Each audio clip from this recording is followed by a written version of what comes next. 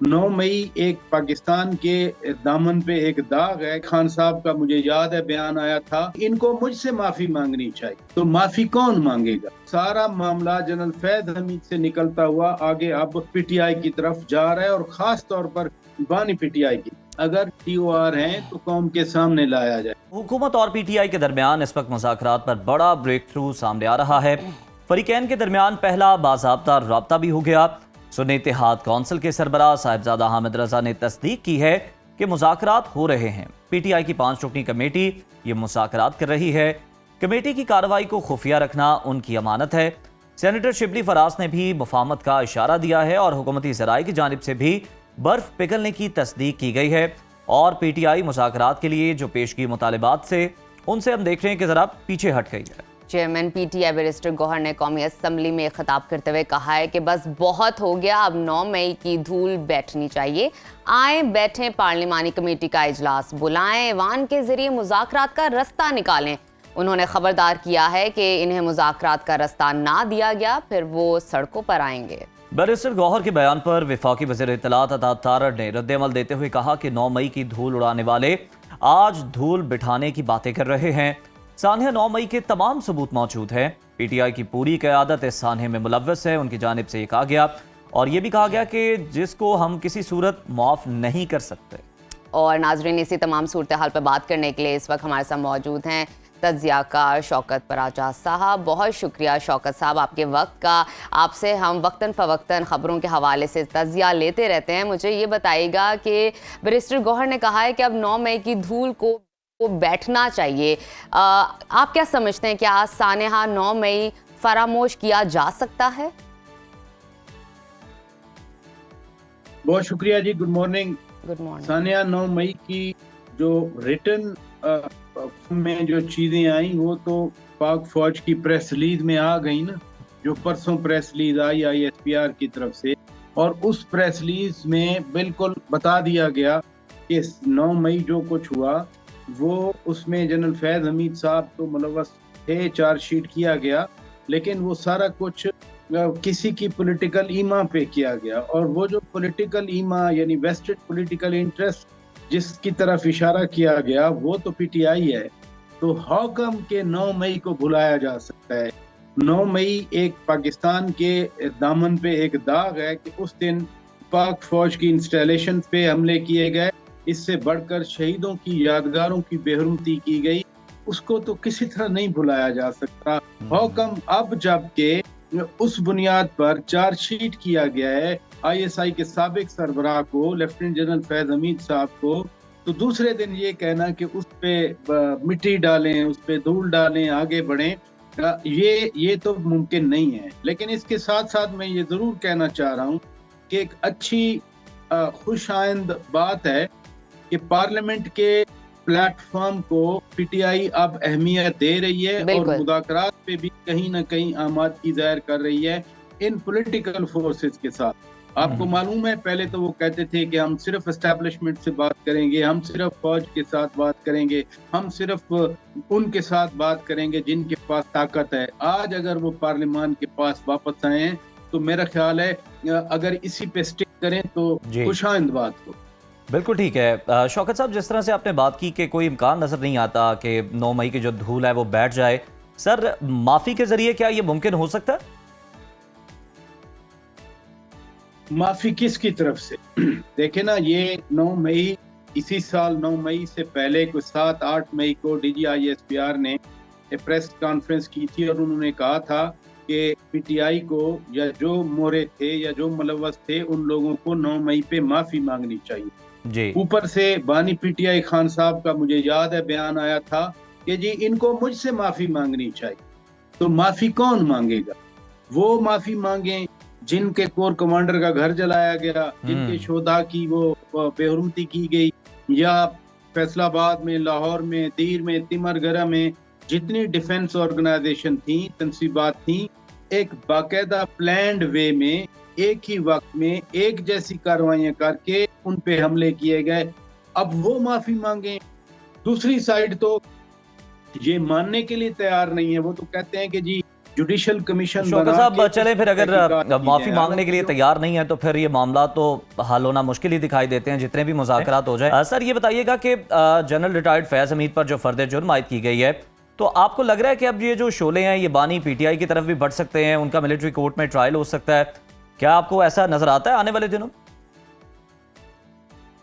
ये मैं नहीं कहूंगा अपनी तरफ से कुछ, मैं उस फिर प्रेस रिलीज को बेस करूंगा, क्योंकि जी। वो प्रेस रिलीज किसी फर्दे वाहिद से नहीं आई, वो पाक फौज की तरफ से आई है। ISPR पाक फौज का इदारा है, तर्जमान कोई भी हो, लेकिन मौकफ पाकिस्तान आर्मी का होता है।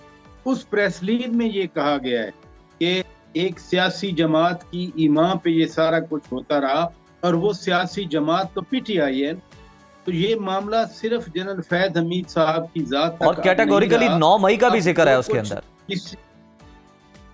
जी, और मैंने कहा उसके अंदर हम देखते हैं कि कैटेगोरिकली 9 मई का भी जिक्र मिलता है। एग्जैक्टली मैं आपसे पहले यही तो बात कर रहा था कि 9 मई जब पाक फौज के बयान में 9 मई की जो जिम्मेदारी है वो एक सियासी जमात की ईमा पर डाल दी गई जनरल फैज हमीद साहब के कॉन्टेक्स्ट में, तो वो सियासी जमात की तरफ जो आपका सवाल है बिल्कुल उधर ही जा रहा है। और उसमें देखे ना, जो वीडियोस हैं 9 मई की या ऑडियो कॉल्स हैं, या फिर बानी PTI खान साहब पर तो ये रावलपिंडी की अदालत ने GHQ पर हमला करने, तोड़फोड़ करने की फर्द जुर्म भी आयद कर दी है ना पिछले हफ्ते। इसलिए ये सारे मामलात ये एक क्लब होके ये सामने यही आते हैं इस प्रेस रिलीज की रोशनी में और फर्द जुर्म आयद किए जाने की रोशनी में और जनरल फैज हमीद को चार्जशीट करने की रोशनी में कि ये मामला, सारा मामला जनरल फैज हमीद से निकलता हुआ आगे अब PTI की तरफ जा रहा है, और खास तौर पर बानी PTI की।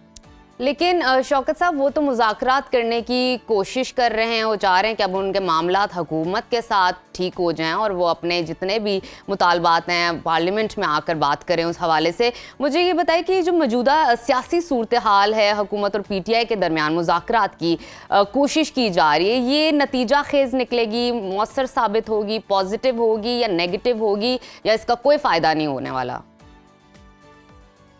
देखें, बातचीत का फायदा तो हमेशा होता है। ये कह दिया जाए from the beginning, from iota के इसका कोई फायदा नहीं होगा। बातचीत करने से ही मामला आगे बढ़ते हैं। बड़ी बड़ी जंगों का नतीजा बातचीत से ही होता है, नो डाउट। लेकिन यहाँ 2-3 सवालात जरूर हैं। जो 5 रुकनी कमेटी खान साहब ने बनाई है, असद कैसर हैं, उमर अयूब हैं, हामिद साहिबजादा हामिद रजा साहब हैं, सलमान अकरम राजा साहब हैं, बैरिस्टर गौर खान साहब हैं, ये कोई मामला तय करते हैं और फिर जब खान साहब के सामने जाकर रखेंगे, क्या गारंटी है कि खान साहब उसको मंजूर कर लेंगे?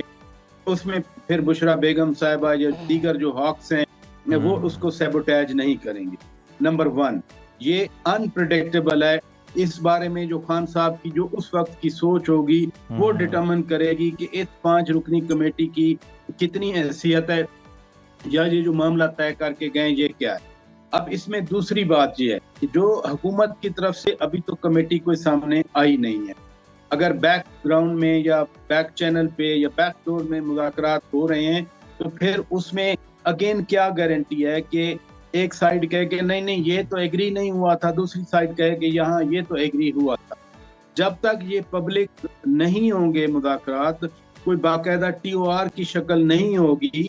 अब फर्ज किया 2014 का जुडिशल कमीशन बना था इंतखाबात की, 2013 के इंतखाबात को की अकाउंटेबिलिटी के लिए, ऑडिट करने के लिए, उसकी बाकायदा TOR थी। अभी जो मुज़ाकरात जो शुरू ही शायद कहीं हुई हो, हमें तो नहीं मालूम कि गवर्नमेंट की साइड कौन सी है जो मुज़ाकरात के लिए बैठी हुई है, लेकिन अगर TOR है तो कौम के सामने लाया जाए। अगर कोई बातचीत का एजेंडा वादे हुआ है तो कौम के सामने लाया जाए, वरना 2-4 महीने के बाद फिर वही मिसट्रस्ट की और डिवीजन और तकसीम इतनी ज्यादा है। मसलन यही जब 9 मई के केसेस आगे बढ़ेंगे तो फिर PTI का क्या स्टैंड होगा? तो सर PTI का इस वक्त तो स्टैंड जो है शौकत पराचा साहब वो ये है कि 9 मई और 26 नवंबर पर जनाब जुडिशल कमीशन बनाया जाए, उनका ये मुतालबा है। आपको लगता है कि अगर हुकूमत कोई जुडिशल कमीशन तश्कील दे भी देती है तो फिर क्या PTI उसे तस्लीम कर लेगी? ये जो मुल्क की अदालतें हैं जहां ये केसेस चल रहे हैं जी, ये क्या डीसी बैठ के सुन रहे हैं या तहसीलदार सुन रहे हैं? वहां भी तो जजेस बैठे हैं। और जो पाकिस्तान की 3 टियर जुडिशरी है उसमें ये लोअर कोर्ट्स हैं, फिर हाई कोर्ट है, फिर सुप्रीम कोर्ट है, ये मामला तो उधर से ही जाता है जी। यानी ये क्रिमिनल केसेस हैं। इसमें जलाओ, घेराव, सैबोटेज, डिस्टेबलाइजेशन, ये वो केसेस हैं जो इलेक्शन ऑडिट से मुख्तलिफ हैं, जो 2014 के मैं जुडिशल कमीशन की बात कर रहा हूँ। जी। लेकिन फिर भी अगर हुकूमत चाहती है तो 1956 के इंक्वायरी एक्ट के तहत कोई कमीशन बने, उसको भी फिर कहा जाएगा कि ये कमीशन हमें मंजूर नहीं है क्योंकि ये तो प्राइम मिनिस्टर ने बनाया है। तो फिर किस तरह से ऐसा कमीशन बनेगा? और टुमारो अगर व्हाट इफ कि ये कमीशन रिपोर्ट देता है कि हाँ ये जो वीडियो आई हैं, जो वीडियो में इंसाइटमेंट कर रहे हैं, लोगों को उकसा रहे हैं, वो वाकई क्रिमिनल्स हैं या मुजरिम हैं? अभी तो मुल्जिम है ना। जी। अगर वो मुजरिम है तो फिर पीटीआई एक्सेप्ट कर लेगी। ये इतने सारे सवालात हैं, इतने सारे सवालात हैं जिनकी बिल्कुल। और issue उम्मीद to करते हैं issue शौकत साहब हम इतने सारे authenticity- सवालात का हमें सही से जवाब मिल जाए और हम किसी नतीजे पर पहुंच जाए। मुझे जरा क्विकली बताइएगा, पार्लियामेंट का मुश्तरका इजलास 16 दिसंबर को तलब करने का फैसला कर लिया गया है। हुकूमत की जानिब से मदारिस रजिस्ट्रेशन बिल मजीद तरमीम किए जाने का भी इम्कान है। क्या मदारिस बिल पर हुकूमत मौलाना को राजी कर पाएंगे?